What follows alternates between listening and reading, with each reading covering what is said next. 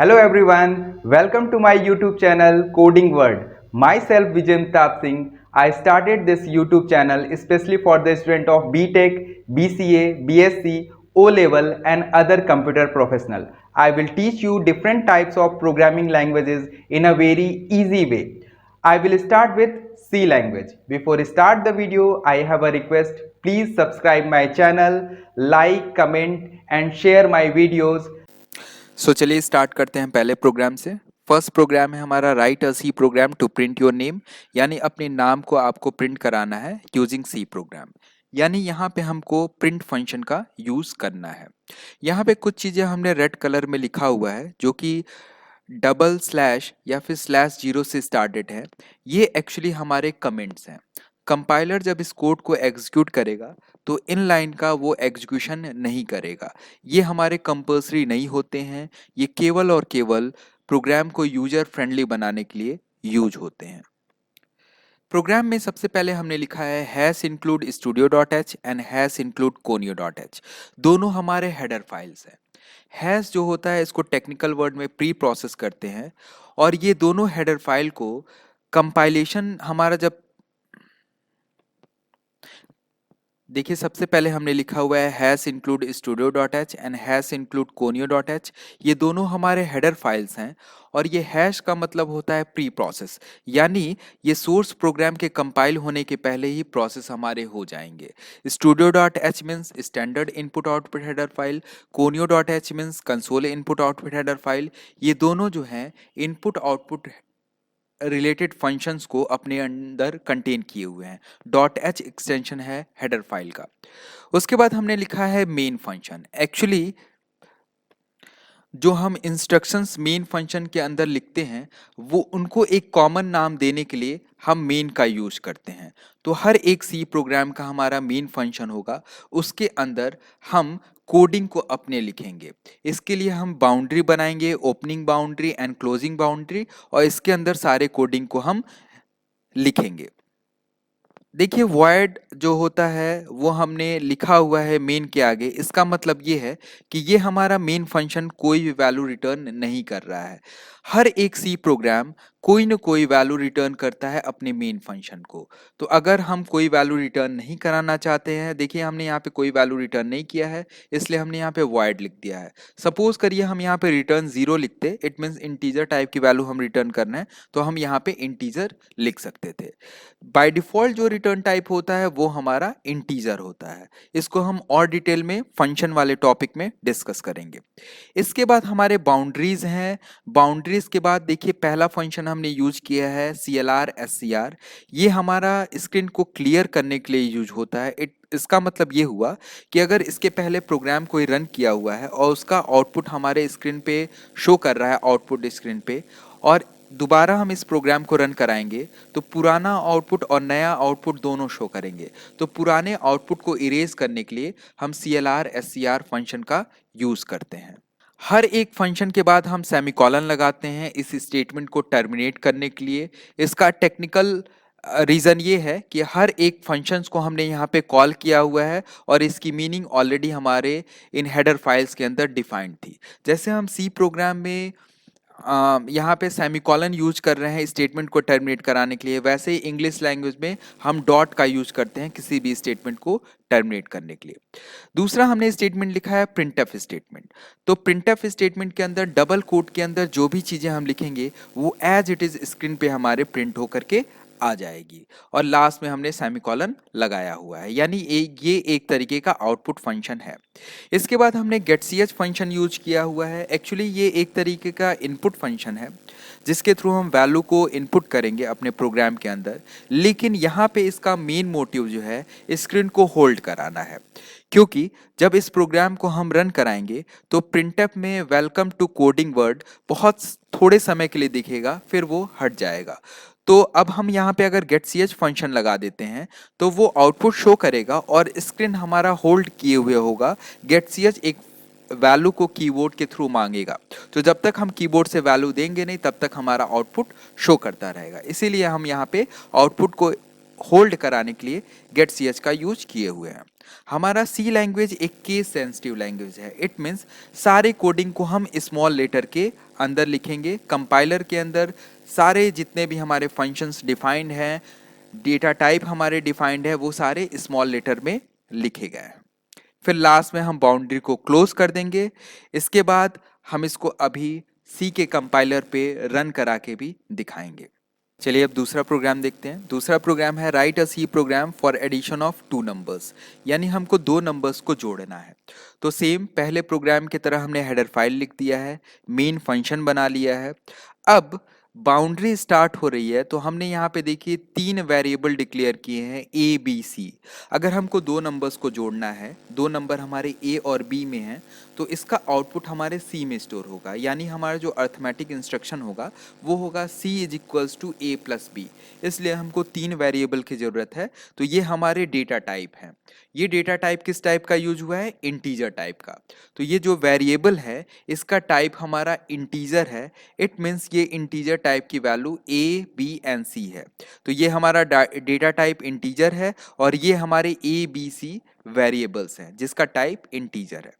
इसके बाद हमने क्लियर स्क्रीन फंक्शन यूज किया है। एक बात हमेशा ध्यान रखना है कि क्लियर स्क्रीन फंक्शन हमेशा मेन फंक्शन के बाद डिफाइन होता है। सो डेटा टाइप के बाद फिर से हमने क्लियर स्क्रीन फंक्शन का यूज किया हुआ है। क्लियर स्क्रीन फंक्शन हमेशा डेटा टाइप के डिक्लेरेशन के बाद यूज होता है, अदरवाइज ये एरर शो करने लगेगा। नेक्स्ट हमारा स्टेटमेंट है printf statement. Again the same, इसके अंदर डबल कोट के अंदर जो भी स्टेटमेंट लिखेंगे वो एज इट इज स्क्रीन पे लिख के आ जाएगा। इसके बाद हमने एक नया फंक्शन यूज किया है स्कैनअप फंक्शन। ये एक तरीके का इनपुट फंक्शन है, इसके थ्रू कीबोर्ड से हम वैल्यू को एंटर करेंगे। यहाँ पे देखिए सबसे पहले हमने %d लिखा हुआ है। %d एक्चुअली स्पेसिफायर है हमारे इंटीजर वैल्यू का। %d मीन्स डेसिमल, यानी कंपाइलर को ये समझ में आ जाएगा जो वैल्यू हम इनपुट कर रहे हैं वो इंटीजर टाइप की है। यहाँ पे 2 वैल्यू हम इनपुट कर रहे हैं, इसलिए हमने 2 बार %d लगाया हुआ है। इसके बाद m%a m%b हमने लिखा है। It means address of a and address of b। जहाँ ए का एड्रेस होगा वहाँ पे ए की वैल्यू हम कीबोर्ड से इनपुट कर देंगे, जहाँ बी का एड्रेस होगा वहाँ पे हम कीबोर्ड से बी की वैल्यू को इंटर कर देंगे। तो ये एड्रेस ऑफ ऑपरेटर है जिसके थ्रू हम वैल्यू को इस पर्टिकुलर एड्रेस पे इंटर करते हैं। इसके बाद हमने अर्थमेटिक इंस्ट्रक्शन लिखा हुआ है C is equals to A plus B. अगर इस अर्थमेटिक इंस्ट्रक्शन को हम A plus B equals to C लिखेंगे, अगर इस स्टेटमेंट को हम लिखेंगे a plus B equals to C, तो कंपाइलर हमारे कोड को राइट टू लेफ्ट एग्जीक्यूट करता है। तो उसको a plus B equals to C में c पहले मिलेगा जो कि आउटपुट है। तो ये कैलकुलेट नहीं हो पाएगा और वहाँ पे हमारा सिमेंटिक एरर आने लगेगा। इसलिए स्टेटमेंट को पहले इनपुट वैल्यू को लिखते हैं, देन लास्ट में लेफ्ट साइड में आउटपुट वैल्यू को लिखते हैं। सो हम लिखेंगे c is equals to a plus B then semicolon to terminate the statement. इसके बाद जो c की वैल्यू हमने कैलकुलेट किया है इसको प्रिंट कराना है। देन अगेन हम प्रिंटफ स्टेटमेंट का यूज करेंगे। क्योंकि वैल्यू हमारी इंटीजर टाइप की है इसलिए हम %d लिखेंगे। एक वैल्यू प्रिंट करानी थी इसलिए एक बार हमने %d लिखा और c वाली वैल्यू को हमारा जो अभी कैलकुलेट होके आया था उसको हम यहाँ पे प्रिंट करा देंगे। इसके बाद हमने गेट सी एच स्टेटमेंट का यूज किया है जो कि स्क्रीन को होल्ड कराएगा। इस प्रोग्राम को हम जब रन कराएंगे तो हमारे ये 2 इनपुट वैल्यू को मांगेगा, हम इंटर करेंगे एंड देन वो कैलकुलेट करके आउटपुट प्रोड्यूस कर देगा। चलिए अब हम इसको सी कंपाइलर पे रन करा के देखते हैं। Let's start with C language. So let's start with language. Language is a medium by which 2 or more person can share their ideas. For example, Hindi, English. अगर हम बात करें प्रोग्रामिंग लैंग्वेज की, इट मीन्स अब हमको computer से बात करना है, कंप्यूटर से अपने टास्क को परफॉर्म कराना है। लेकिन हमारा कंप्यूटर 0 and 1 यानी केवल बाइनरी लैंग्वेज को समझता है जिसको हम मशीन लैंग्वेज भी बोलते हैं। अगर हम 0-1 के फॉर्म में किसी कोडिंग को लिखते हैं तो उसको समझना और कंप्यूटर को समझाना दोनों ही बहुत डिफिकल्ट टास्क होगा। सो इसके लिए हमारे डिफरेंट टाइप के प्रोग्रामिंग लैंग्वेजेस बने, जिसके कुछ रूल्स एंड रेगुलेशन होंगे। उस रूल्स एंड रेगुलेशन को हम पढ़ेंगे एंड उसके अकॉर्डिंगली कोडिंग को लिखेंगे एंड देन कंपाइलर की मदद से उसको हम ट्रांसलेट करेंगे मशीन लैंग्वेज में and then machine required output हमको दे देगा। So let's define programming language. It is a language by which we give instruction to our computer to perform any task. For example, C, C++, Basic, Python, Java. अगर हम बात करें types of programming languages की, तो हमारे programming languages को दो भाग में कैटेगराइज किया गया है। पहला जो है वो है प्रॉब्लम ओरिएंटेड लैंग्वेज और हाई लेवल लैंग्वेज, और दूसरा है हमारा मशीन ओरिएंटेड लैंग्वेज और लो लेवल लैंग्वेज। जो प्रॉब्लम ओरिएंटेड लैंग्वेज होता है या हाई लेवल लैंग्वेज होता है, उसमें प्रोग्रामिंग एफिशिएंसी ज़्यादा होती है। It means programmer easily code को समझ सकता है और लिख सकता है। इन मशीन ओरिएंटेड लैंग्वेज और लो लेवल लैंग्वेज हमारी मशीन एफिशिएंसी ज़्यादा होती है। इट मीन्स मशीन कोड को ईजिली समझ सकता है, यानी हमारा एग्जीक्यूशन टाइम कम लगेगा। अगर हम सी लैंग्वेज की बात करें तो C language is a high level language with some low level features. अगर हम बात करें हिस्ट्री ऑफ सी लैंग्वेज की, तो सी लैंग्वेज को डेनियस रिची ने 1972 में AT&T बेल लैबोरेटरीज में डेवलप किया था, जो कि USA में है। सी बहुत ही ज़्यादा पॉपुलर हुआ था क्योंकि ये बहुत ही ज़्यादा simple, easy to learn and reliable था। सी लैंग्वेज का नाम सी इसलिए पड़ा क्योंकि 1967 में मार्टिन रिचर्ड ने एक लैंग्वेज डेवलप किया था BCPL। इसी का इन्हांस फॉर्म केन थॉमसन ने एक बी लैंग्वेज 1970 में डेवलप किया। डेनियस रिची ने BCPL और बी को कंबाइन करके कुछ अपने ओन थॉट्स को ऐड करके एक नया लैंग्वेज डेवलप किया, सी लैंग्वेज। तो ये इन्हांसमेंट था बी लैंग्वेज का, इसीलिए इसका नाम सी लैंग्वेज पड़ा। Now translator. Translator is a software which converts source language to destination language. It means translator हमारा एक तरीके का सॉफ्टवेयर होता है जो कि एक लैंग्वेज को दूसरे लैंग्वेज में कन्वर्ट करता है।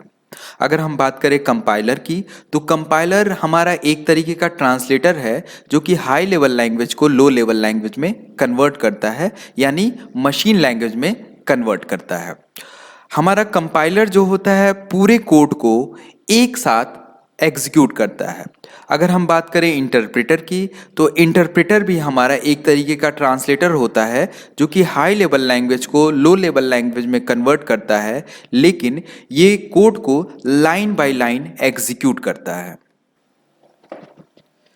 Now translator. Translator is a software which converts source language into destination language. यानी ट्रांसलेटर एक सॉफ्टवेयर होता है जो कि एक लैंग्वेज को दूसरे लैंग्वेज में कन्वर्ट करता है। कंपाइलर क्या होता है? कंपाइलर एक तरीके का ट्रांसलेटर होता है जो कि हाई लेवल लैंग्वेज को लो लेवल लैंग्वेज में कन्वर्ट करता है, लेकिन कंपाइलर हमारे पूरे प्रोग्राम को एक साथ एग्जीक्यूट करता है। अगर हम बात करें इंटरप्रेटर की, तो इंटरप्रेटर भी एक तरीके का हमारा ट्रांसलेटर होता है जो कि हाई लेवल लैंग्वेज को लो लेवल लैंग्वेज में कन्वर्ट करता है, लेकिन ये कोड को लाइन बाय लाइन एग्जीक्यूट करता है। Now the program. Program is a collection of instructions to perform any task. It means अगर हमको कोई भी टास्क परफॉर्म करना है तो अब हम उसका इंस्ट्रक्शंस को कलेक्ट करेंगे और वही हमारा प्रोग्राम कहलाएगा। Now header file. Header file जो होता है वो लाइब्रेरी फंक्शंस को कंटेन किए हुए होता है।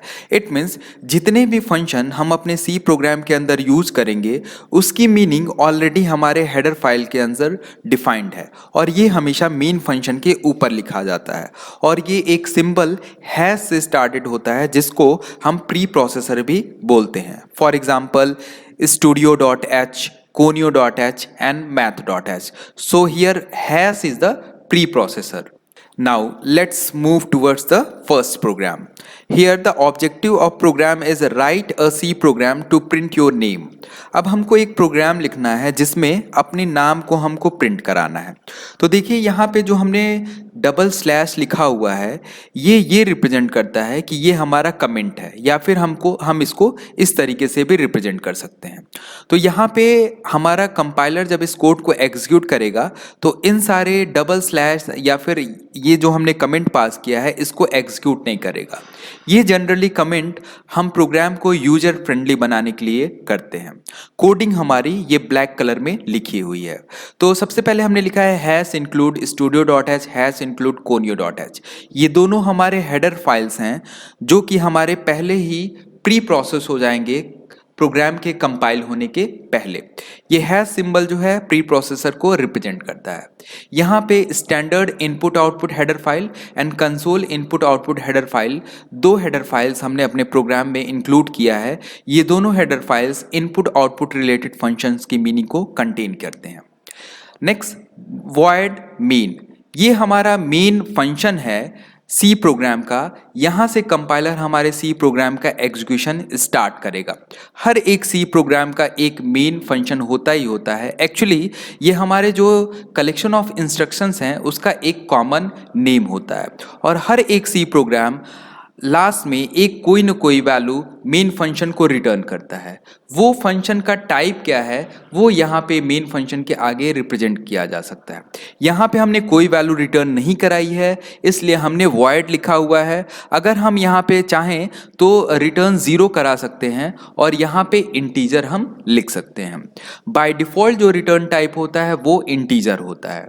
नेक्स्ट, इसके बाद हमने कर्ली ब्रैकेट लगाया है ओपनिंग एंड क्लोजिंग। ये एक्चुअली सी लैंग्वेज के बाउंड्री को रिप्रेजेंट करता है कि यहाँ से हमारी कोडिंग स्टार्ट हुई है और यहाँ पे एंड हुई है। पहला जो हमने फंक्शन यूज किया है वो यूज किया है CLR SCR। ये फंक्शन हमारा होता है स्क्रीन को क्लियर करने के लिए, यानी जब हम प्रोग्राम को रन कराएंगे तो जो हमारा आउटपुट आएगा, फिर अगर हम दोबारा प्रोग्राम को रन कराते हैं तो 2 बार आउटपुट हमारा शो करेगा। तो उस पुराने वाले आउटपुट को इरेज करने के लिए हम CLR SCR फंक्शन का यूज करते हैं। फंक्शन के बाद हम सेमीकॉलन का यूज करते हैं, क्योंकि ये जैसे इंग्लिश लैंग्वेज में हम डॉट का यूज करते हैं स्टेटमेंट को टर्मिनेट करने के लिए, वैसे ही सी लैंग्वेज में सेमीकॉलन का यूज करते हैं स्टेटमेंट को टर्मिनेट करने के लिए। नेक्स्ट फंक्शन है हमारा प्रिंटफ फंक्शन। प्रिंटफ फंक्शन के अंदर डबल कोट के अंदर जो भी हम लिखेंगे वो एज इट इज स्क्रीन पे लिख के आ जाएगा। उसके बाद हमने सेमीकॉलन लगाया हुआ है स्टेटमेंट को टर्मिनेट करने के लिए। ये हमारा एक तरीके का आउटपुट फंक्शन है। इसके बाद हमने एक इनपुट फंक्शन लिखा हुआ है गेट ch और सेमीकॉलन लगाया हुआ है। ये भी हमारा एक तरीके का इनपुट फंक्शन है, लेकिन यहाँ पे इसका यूज केवल ये है कि ये स्क्रीन को हमारे होल्ड कराएगा। अब दूसरा प्रोग्राम देखते हैं। दूसरा प्रोग्राम है write a C program for addition of 2 numbers, यानी हमको 2 नंबर्स को जोड़ना है। तो सेम पहले प्रोग्राम की तरह हमने हेडर फाइल लिख दिया है, मेन फंक्शन बना लिया है। अब बाउंड्री स्टार्ट हो रही है तो हमने यहाँ पे देखिए 3 वेरिएबल डिक्लेयर किए हैं ABC। अगर हमको 2 नंबर्स को जोड़ना है, 2 नंबर हमारे A और B में हैं, तो इसका आउटपुट हमारे C में स्टोर होगा, यानी हमारा जो अर्थमेटिक इंस्ट्रक्शन होगा वो होगा C = A + B। इसलिए हमको 3 वेरिएबल की ज़रूरत है। तो ये हमारे डेटा टाइप हैं। ये डेटा टाइप किस टाइप का यूज हुआ है? इंटीजर टाइप का। तो ये जो वेरिएबल है इसका टाइप हमारा इंटीजर है। इट मीन्स ये इंटीजर टाइप की value A, B and C है। तो ये हमारा डेटा टाइप इंटीजर है और ये हमारे A, B, C वेरिएबल्स हैं जिसका टाइप इंटीजर है। सो डेटा टाइप के बाद फिर से हमने क्लियर स्क्रीन फंक्शन का यूज किया हुआ है। क्लियर स्क्रीन फंक्शन हमेशा डेटा टाइप के डिक्लेरेशन के बाद यूज होता है, अदरवाइज ये एरर शो करने लगेगा। नेक्स्ट हमारा स्टेटमेंट है printf statement. Again the same, इसके अंदर डबल कोट के अंदर जो भी स्टेटमेंट लिखेंगे वो एज इट इज स्क्रीन पे लिख के आ जाएगा। इसके बाद हमने एक नया फंक्शन यूज किया है स्कैनअप फंक्शन। ये एक तरीके का इनपुट फंक्शन है, इसके थ्रू कीबोर्ड से हम वैल्यू को एंटर करेंगे। यहाँ पे देखिए सबसे पहले हमने %d लिखा हुआ है। %d एक्चुअली स्पेसिफायर है हमारे इंटीजर वैल्यू का। %d मीन्स डेसिमल, यानी कंपाइलर को ये समझ में आ जाएगा जो वैल्यू हम इनपुट कर रहे हैं वो इंटीजर टाइप की है। यहाँ पे 2 वैल्यू हम इनपुट कर रहे हैं, इसलिए हमने 2 बार %d लगाया हुआ है। इसके बाद %a %b हमने लिखा है। It means address of A and address of B। जहाँ ए का एड्रेस होगा वहाँ पे ए की वैल्यू हम कीबोर्ड से इनपुट कर देंगे, जहाँ बी का एड्रेस होगा वहाँ पे हम कीबोर्ड से बी की वैल्यू को इंटर कर देंगे। तो ये एड्रेस ऑफ ऑपरेटर है जिसके थ्रू हम वैल्यू को इस पर्टिकुलर एड्रेस पे इंटर करते हैं। इसके बाद हमने अर्थमेटिक इंस्ट्रक्शन लिखा हुआ है c is equals to A plus B. अगर इस अर्थमेटिक इंस्ट्रक्शन को हम a plus B equals to C लिखेंगे, कंपाइलर हमारे कोड को राइट टू लेफ्ट एग्जीक्यूट करता है, तो उसको a plus B equals to C में c पहले मिलेगा जो कि आउटपुट है, तो ये कैलकुलेट नहीं हो पाएगा और वहां पे हमारा सिमेंटिक एरर आने लगेगा। इसलिए इस स्टेटमेंट को पहले इनपुट वैल्यू को लिखते हैं, देन लास्ट में लेफ्ट साइड में आउटपुट वैल्यू को लिखते हैं। सो हम लिखेंगे c is equals to a plus B then semicolon to terminate the statement. इसके बाद जो c की वैल्यू हमने कैलकुलेट किया है इसको प्रिंट कराना है, देन अगेन हम printf स्टेटमेंट का यूज करेंगे। क्योंकि वैल्यू हमारी इंटीजर टाइप की है इसलिए हम %d लिखेंगे। एक वैल्यू प्रिंट करानी थी इसलिए एक बार हमने %d लिखा और c वाली वैल्यू को हमारा जो अभी कैलकुलेट के होके आया था उसको हम यहाँ पे प्रिंट करा देंगे। इसके बाद हमने गेट ch स्टेटमेंट का यूज किया है जो कि स्क्रीन को होल्ड कराएगा। इस प्रोग्राम को हम जब रन कराएंगे तो हमारे ये दो इनपुट वैल्यू को मांगेगा, हम इंटर करेंगे एंड देन वो कैलकुलेट करके आउटपुट प्रोड्यूस कर देगा। चलिए अब हम इसको सी कंपाइलर पे रन करा के देखते हैं। चलिए अब हम कोडिंग को सी कंपाइलर पे रन करा के देखते हैं। देखिए हमारे पास Turbo C plus plus compiler है, इस पे हम अपनी कोडिंग को रन करा के देखेंगे। देखिए ये हमारा ब्लैंक पेज ओपन होके आ गया है। अगर ब्लैंक पेज आपको ओपन करना है तो यहाँ पे न्यू पे जाके आप ब्लैंक पेज को ओपन कर सकते हैं। यहाँ पे डिफरेंट शॉर्टकट की बने हुए हैं, जैसे ओपन करने के लिए F3, सेव करने के लिए F2, कंपाइल करने के लिए Alt F9, रन कराने के लिए कंट्रोल F9। आप इसका यूज करके भी कोड को रन या कंपाइल कर सकते हैं। तो चलिए हम लोग पहला प्रोग्राम अपना लिखते हैं जो कि प्रोग्राम ऑब्जेक्टिव था अपने नाम को प्रिंट कराना। तो यहाँ पे हम लिखते हैं सबसे पहले हेडर फाइल्स को।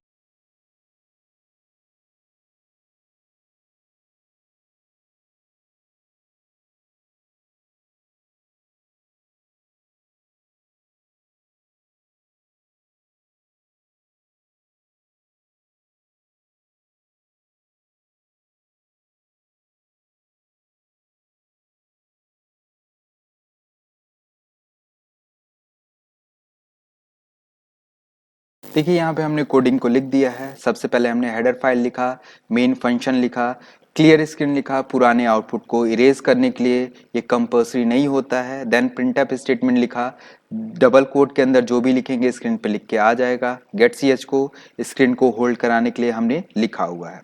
अब हम इसको सेव कर लेंगे। सबसे पहले तो हम यहाँ पे जाते हैं सेव एज में, इसको .c एक्सटेंशन से हम यहाँ पे सेव कर लेंगे। तो हमने किया कोडिंग वर्ड डॉट सी। अब हम इसको कंपाइल करके देखेंगे कोड हमारा कंपाइल कर रहा है या नहीं। देखिए यहाँ पे हमारा वार्निंग भी 0 है और एरर्स भी 0 है। इट मीन्स हमारा कोड 100% करेक्ट है। अब इसको हम रन करा के देख लेते हैं।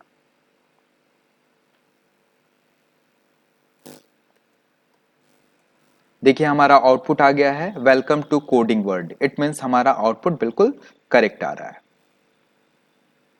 चलिए अब हम दूसरे प्रोग्राम को करके देखते हैं। नई फाइल को हम ओपन करते हैं और इसमें फिर से जो दूसरी कोडिंग थी for addition of two numbers उसके कोड को लिख के देख।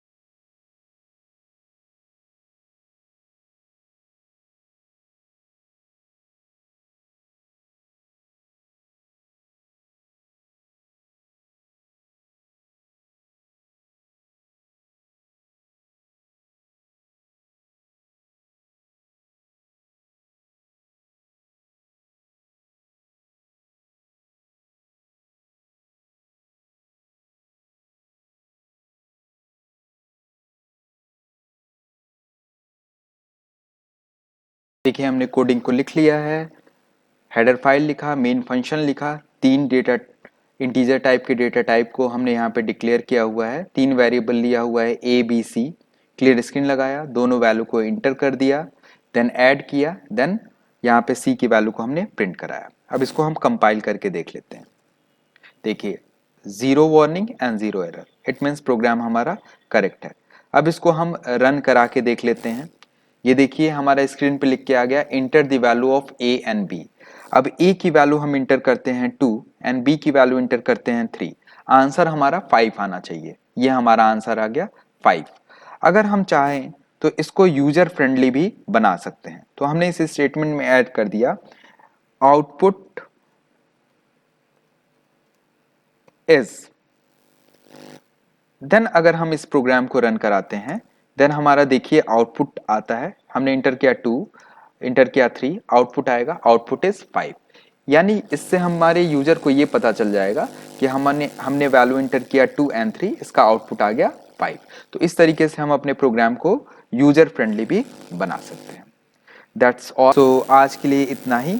अब नेक्स्ट लेक्चर में हम लोग नए टॉपिक्स को डिस्कस करेंगे about variable, constant, keywords, different type के इंस्ट्रक्शंस जो सी लैंग्वेज में हमारे यूज होते हैं।